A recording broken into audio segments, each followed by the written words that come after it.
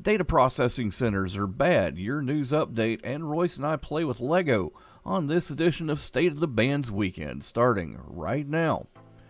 Hello and welcome to Arbitrage, State of the Bands Weekend for December 18th, 2021. I'm Joshua Stark. A German court on Monday convicted 8 people over their role in a data processing center installed at a former military bunker that hosted sites dealing in drugs and other illegal activities. The data center at the former bunker in Traben-Tarbeck, a picturesque town on the Mosel River in western Germany, was raided and shut down in September of 2019. It was set up as what the investigators described as a bulletproof hoster meant to conceal illicit activities from authorities' eyes. The state court in nearby Trier convicted all 8 defendants of forming and membering in a criminal organization, the news agency DPQ reported. Harley-Davidson will take its electric motorcycle division public through a blank check company, valuing the enterprise that has been part of the Harley dynasty for 10 years at $1.77 billion. The news gave a jolt to long-suffering shares of Harley-Davidson, which jumped 14% at the opening bell on Monday. Under the agreement, the special purpose acquisition company AEA Bridges Impact Corporation will buy Harley-Davidson's LiveWire and make it the first publicly traded electric motorcycle company in the U.S. next year.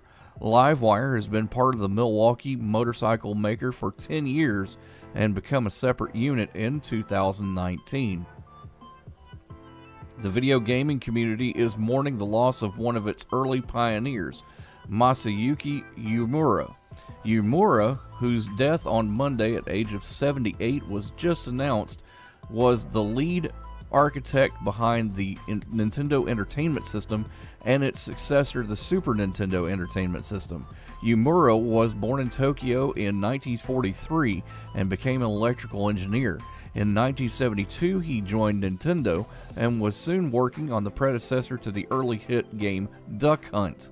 In the early 80s, he was trusted with creating a home console to rival Atari, and Nintendo's president asked Uemura to come up with a game system using cartridges. The result was the Famicom, short for Family Computer, which was renamed the NES when it hit the U.S. market in 1985 at a price of around $150. He was 78 years old. A Roman Catholic diocese in Sicily publicly apologized to outraged parents after its bishop told a group of children that Santa Claus didn't exist. In a Facebook post and subsequent comments Friday, the Diocese of Noda insisted that the Bishop Antonio Stagliano didn't mean to dash the dreams of youngsters 2 weeks before Christmas. The diocese communications director, the Reverend Alessandro Polano, says Stagliano was trying to underline the true meaning of Christmas in the story of St. Nicholas, a bishop who gave gifts to the poor and was persecuted by a Roman emperor. Italian news reports quoted Stagliano as saying during a recent religious festival that Santa didn't exist and that his red costume was created by the Coca-Cola Company for publicity. News and more next on Arbitrage, State of the Bands Weekend. So stick around, keep doing what you're doing, but listen to us. It's Thursday night and you're grabbing drinks with some friends. Started off with a pitcher for the table, which quickly becomes 2. There's pool.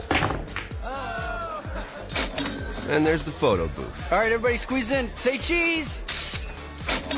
Followed naturally by an order of wings. And another. Can we get some extra ranch sauce? Then there's the ceremonial nightcap. So what are we doing this weekend? And lastly, it's back to the car, which, if you're buzzed,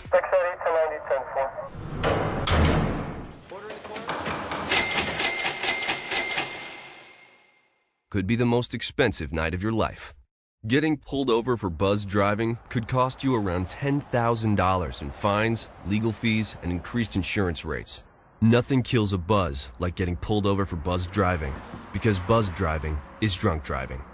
Brought to you by the National Highway Traffic This Safety week's Administration State and of the Ad Band's Council. Blog includes gig workers getting help from the EU, kind of, sort of. Kellogg, they're not so good. And Royce and I play with Lego. All this and more in this week's State of the Band's blog, available now at arbitragetrade.com. Now let's go to the Chief Executive Officer of Arbitrage, Mr. Royce Wells, for more. Royce. Hey, Josh. It's been a minute since I've had a nice bowl of cereal. Yeah. And it looks like it might be a little minute more. You better get used to generics. I'm just saying, those bag cereals, man, they're looking really nice right now. Kellogg on strike. Yeah, over 1,400 workers. Including those here in Memphis, Tennessee. Yep, they've been on strike since about October the 5th, I believe. Yeah. So it's really one of those things that... They're demanding more money. Well, I mean, they work long hours. And, yeah. What's cool about unions, right, in the like 70s and stuff, 60s and 70s, they formed to basically protect to give the little man a little bit of leverage over big companies to preventing themselves from being abused, right? Right. But the bad thing about unions also is they're like, yeah, we will be a part of this and we will allow this to happen. However, that doesn't exempt you from the fact that, hey, guess what? We can replace every single one of you. And then once the strike is over, we're just obligated to give you first pick at the new jobs if and when they come available, which could leave about 1,400 people stranded if they can find 1,400 people to actually cross the line to come in. Well, there's more to the story here. First of all, during the pandemic, they took up to about a $13 an hour pay cut. I mean, that's a lot of money. It is. Not only that, but the CEO of Kellogg reportedly took a 20% pay rise. Well, being a CEO, I'm going to say that was definitely shady. But you don't know if that was already in the mix because a lot of these things, they have to happen, and basically it could be just coincidental that raise happened. I'd love to think that, but there are... Because they have to be approved along the way, right? Yeah. So there are some other things involved. I mean, you're looking at some people who have worked 80 to 100-hour work weeks. But that's why there's time and a half and double time and holiday pay. No vacation or health coverage. No, I understand. I mean, but remember, if you agree to that job, that's slightly on. That's what the union is there to actually protect you from. Truth be told. Well, truth be told, that is exactly correct. But of course, they can be replaced, and the thing is that they can keep their jobs. That's one of the rights of the new permanent employees, can keep their jobs. They got first pick on new job openings, the guys who are on strike, but we'll see how this plays out. It's going to be, I have a feeling, a story we're going to be following for a while. I still can't believe they cut their pensions.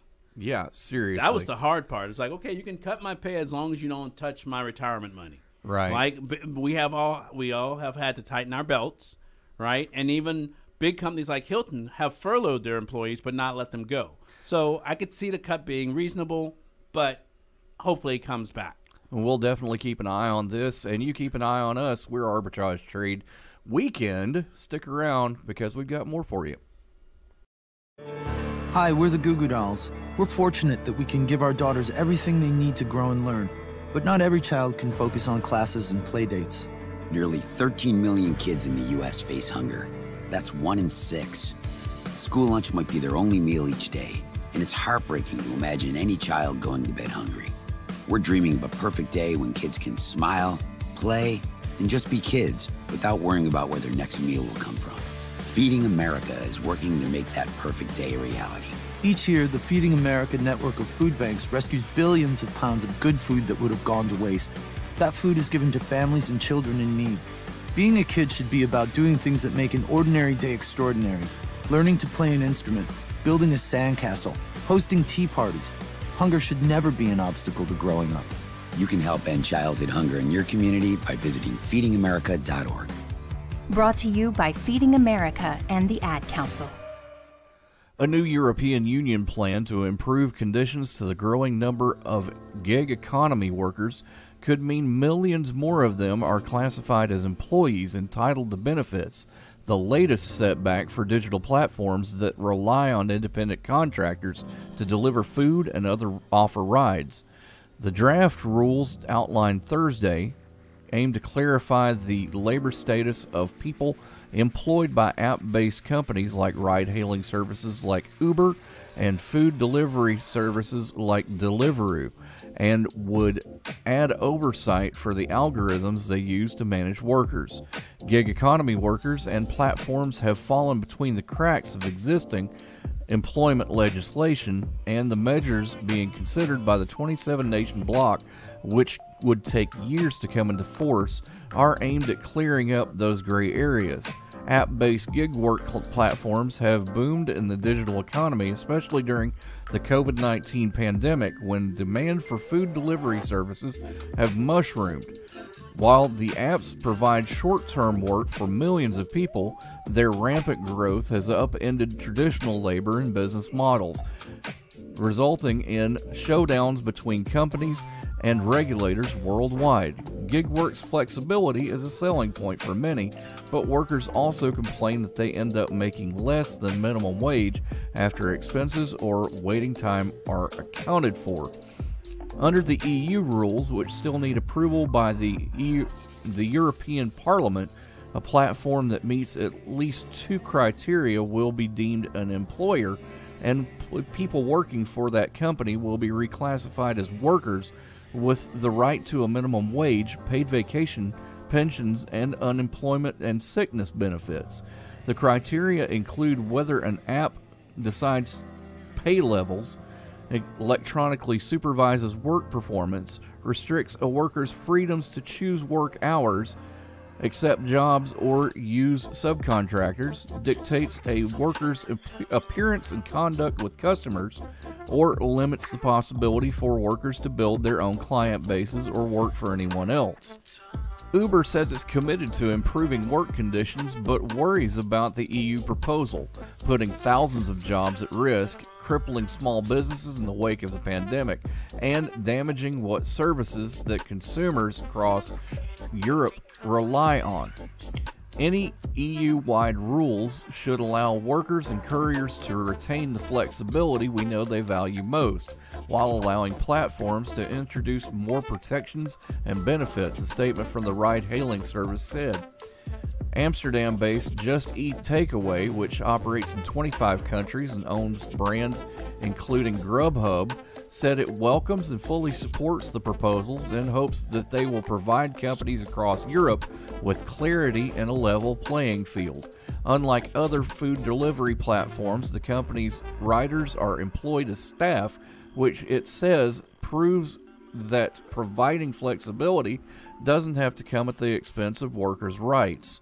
The European Commission, the EU's executive branch, estimates that some 28 million people on the continent are self-employed on digital platforms, rising to 43 million by 2025, but predicts as many as 4.1 million could be reclassified as employees under the rules. The EU has taken a leading global role in cracking down on tech companies to ensure everything from workers' rights to online safety. More after this on Arbitrage State of the Bands Weekend. Stick around. No word in the English language is less convincing than probably. Are you sure we should get matching tattoos on our first date? Sure. We'll probably stay together. Probably? It's been 23 minutes since I ate. I can probably swim. You should wait 30 minutes. Okay, now tell me what to do. Cannonball! Cramp! Oh, I have a cramp. I can probably hit the green from here. Probably. Can I get a mulligan? Ready to go? Hey, are you sure you're okay to drive? Yeah, I'm pretty sober. Yeah, I'm probably okay. Probably okay isn't okay, especially when it comes to drinking and driving. If you're drinking, call a cab, a car, or a friend. Buzz driving is drunk driving. A message brought to you by NHTSA seems and the like Ad Council. people who have bank accounts are mad as hell, and they're not going to take it anymore. Yeah, but I don't actually see why this is news currently. Okay, so but this is why, right? Let's talk about it for a second. Yeah. It appears that banks have kind of overdone it in overdraft fees. Yes, but did you know, I actually learned this when I switched from First Horizon to, I believe, Regions. You can opt out of those fees. Really? Yes, you literally just say, if it's going to bounce, let it bounce. But they don't, they tell you it's in the paperwork, but who reads the paperwork? You should. It's a bank, right? They're looking out for your best interests. Right. Yeah, they are. Sure. So, but these fees definitely can add up. So, like a $5, if you're even off by a penny of 5 cents, they're willing to charge anywhere from $25 to $35. And if it's really bad, they stack. So you can be off just a couple of cents, but if you balance to the penny, everybody's off because that $135 transaction spirals you to being off on almost everything. Because guess what? It just doesn't balance out. Well, as we were talking about the other day, it's $35 and $35 and $35, then $35 and $35, and all of a sudden, your next paycheck doesn't really matter. Yeah, and you would think that $35 is not that much. Well, to banks, think about this: $8.82 billion last year in overdraft fees. Give me some money. Oh, you think that's bad? $11.68 billion in 2019. Yeah, that's the thing, though. They have gone overboard with overdraft fees, and there are certain things that are trying to combat that. But regulators in Washington, they're really not looking to do away with those overdraft fees. I mean, some Democrats are crying out, but it looks like they're not really talking about this too much.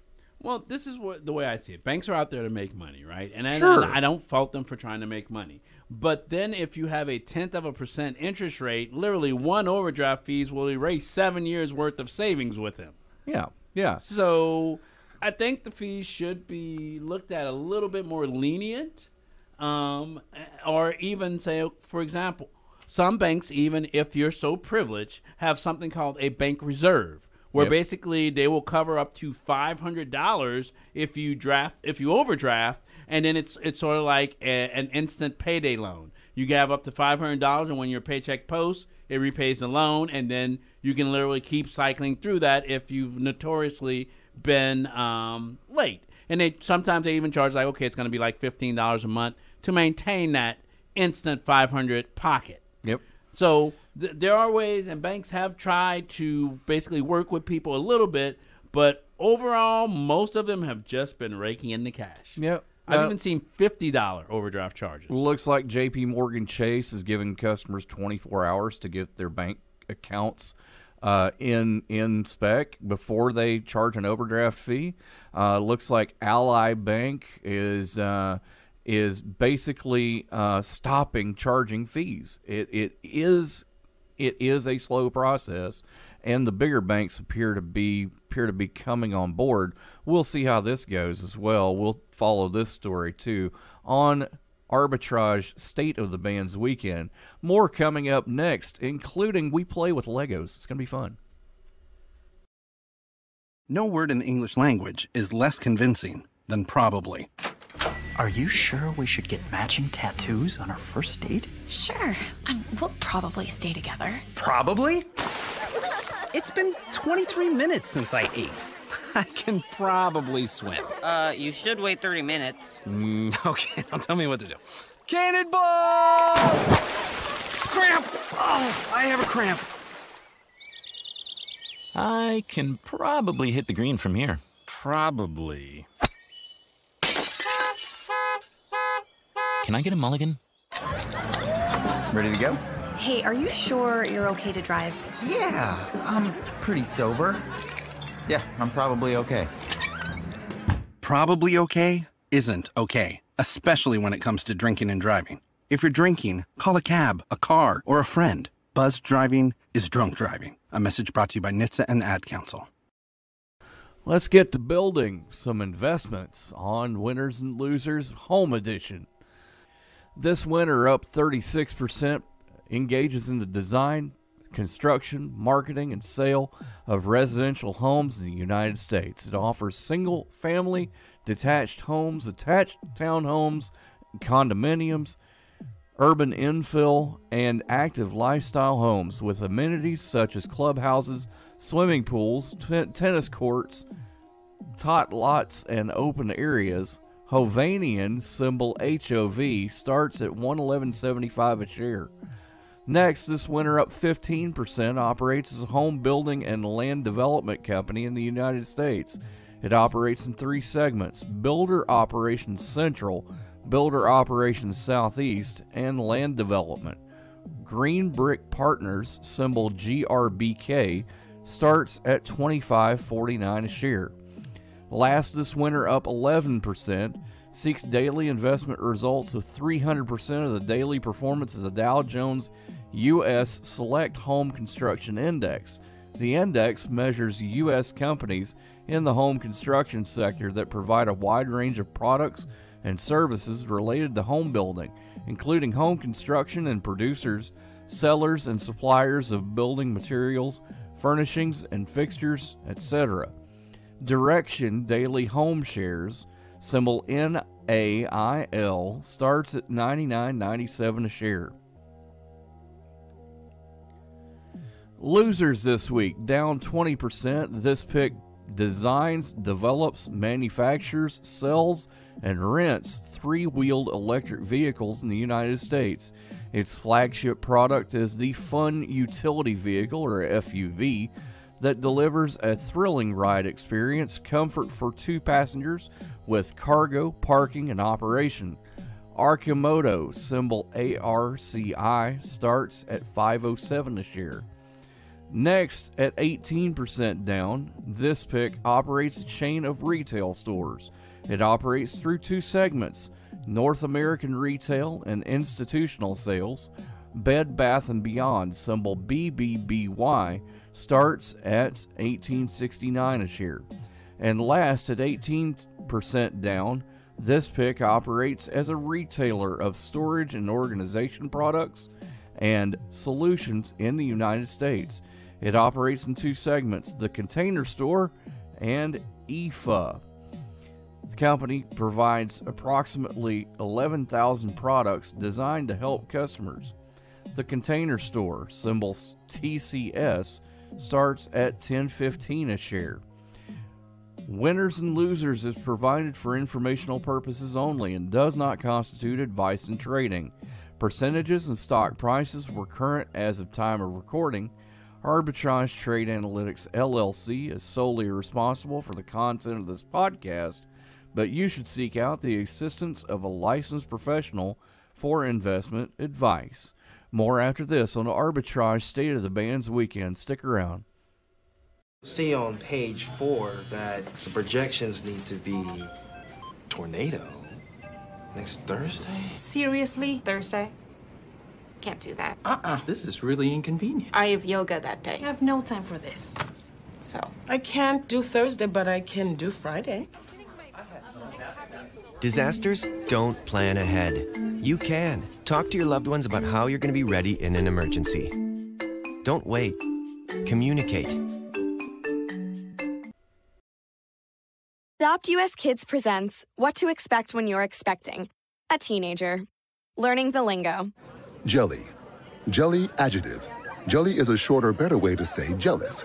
As in, Chloe, I am like so jelly of your unicorn phone case. You don't have to speak teen to be a perfect parent. Thousands of teens in foster care will love you just the same. Visit adoptuskids.org, brought to you by the U.S. Department of Health and Human Services, Adopt U.S. Kids, and the Ad Council. Royce, one of the things that I do to decompress is I'll sometimes build some Lego, man. It's a great hobby, and there are adult fans of Lego that would agree with me. I just went to Target, and I picked up the bonsai tree. It was $50. Yeah, it looks impressive too. 800 pieces. I'm gonna have that built, by the way, and I'm gonna put a picture up on the blog of it when I get it built. But it's pretty impressive. Yeah, it does look really nice. Yeah. What's cool is, did you know that basically Legos actually withstand the test of time better than gold, bonds, and many other collectible items? Yeah. So I'm a big fan. I've got some sets. If you work out a per piece of this bonsai set, for example, 5 cents a piece basically is what it works out to. You can find some sets that are 8 cents a piece, 10 cents a piece, and they just go up from there because they're highly collectible. For example, the brand new AT-AT from Star Wars, it is a huge set, and it is a work of art, and it's $800. Oh, wow. $800, Royce. Yeah, but did you know that $800 could be worth literally about $5,000 in about 3 years? Sure could. Yep, they range from about 50% to about 600% annually. So the longer you hold it, give it about 3 years, buy it today, wait 3 years, sell it to someone, you definitely should make a mint. This is better than cryptocurrency. They say you can't put a price on nostalgia or childhood. I say they're wrong. I agree. So break out the Legos. So the reason we're talking about this is that some researchers in Russia took a look at the value of the classic sample of a nostalgic object, and they found out that, hey, Lego sets perform pretty darn well. Now, we're not saying every Lego set does. It appears that Lego sets that are attached to pop culture references, like, for example, Star Wars or Batman movie, or the Batman movie, or even the Lego movie, Lego Batman movie, the Millennium Falcon, the Death Star, the Imperial Star Destroyer are definitely some sets that are absolutely the Taj Mahal.